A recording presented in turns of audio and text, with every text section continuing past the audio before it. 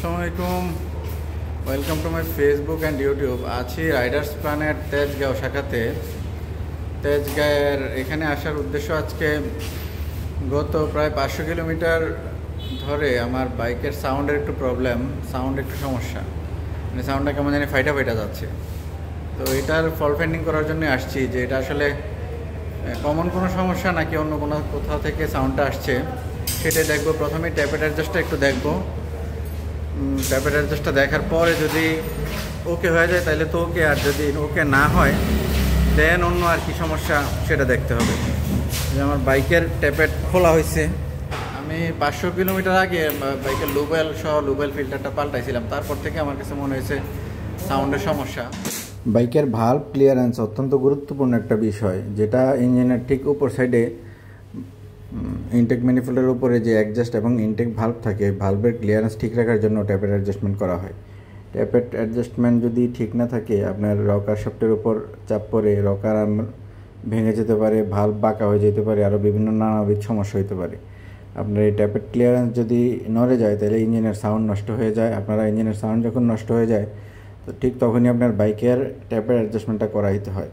আমার বাইকে গত সার্ভিসিংয়ে আমি যে লুবেলটা পাল্টাইছিলাম এটা ডুপ্লিকেট লুবেল পড়ছিল, যার ফলে আমার ট্যাপের অ্যাডজাস্টমেন্টটা নড়ে গেছে এবং এই মুহূর্তে আমি বাইকের ট্যাপের অ্যাডজাস্টমেন্টটা ঠিক করাচ্ছি।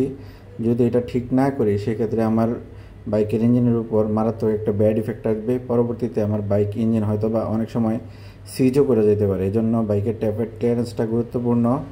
আপনারা যদি বাইকের ইঞ্জিনের সাউন্ড নষ্ট হয়ে যায় তাহলে অবশ্যই ট্যাপেরটা চেক করাবেন এবং ট্যাপের ক্লিয়ারেন্সটা ঠিক করাই নেবেন, তাইলে আপনি স্মুথলি বাইকটা রাইড করতে পারবেন। আপনারা যারা বাইক রিলেটেড আসলে এরকম সাউন্ড যদি অ্যাবনর্মাল হয়ে যায়, এটা নিয়ে খুব একটা আর কি ডিলে করা ঠিক হবে না, কারণ এই বাইকের সাউন্ডের সাথে অনেক কিছু রিলেটেড। সাউন্ড সবসময় স্মুথ রাখার চেষ্টা করবেন। যদি কোনো প্রবলেম মনে করেন অবশ্যই সার্ভিস সেন্টারে আর কি আপনারা দেখাবেন যে বাইকটার আর কোথাও কোনো প্রবলেম আছে কিনা। ভাই ট্যাপেট মিলাচ্ছে আপনার সুজুকি জিক্সারের ট্যাপেট ক্লিয়ারেন্স মনে হয় কাশিম ভাই কত দেখলাম 0.04 থেকে 0.7 পর্যন্ত, ইনটেকে 0.04 থেকে 0.7 পর্যন্ত, আর এক্সজস্টে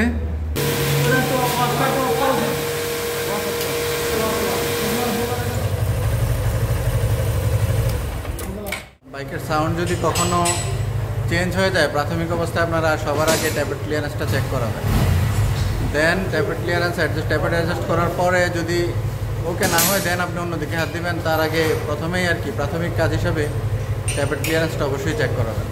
আমার বাইকের ট্যাপেট ক্লিয়ারেন্স করা হয়েছে, সাউন্ড মোটামুটি এখন মোটামুটি না, সাউন্ড স্মুথ হয়ে গেছে। ট্যাপেটের অ্যাডজাস্টের কারণে বাইকের এই অ্যাবনর্মাল সাউন্ডটা ছিল। এখন বাইকটা টেস্ট দিয়ে দেখবো যে আসলে বাইকের ইঞ্জিন থেকে আর কোনো অ্যাবনর্মাল সাউন্ড আসছে কিনা। ঠিক আছে, সবাই ভালো থাকেন, আল্লাহ হাফেজ।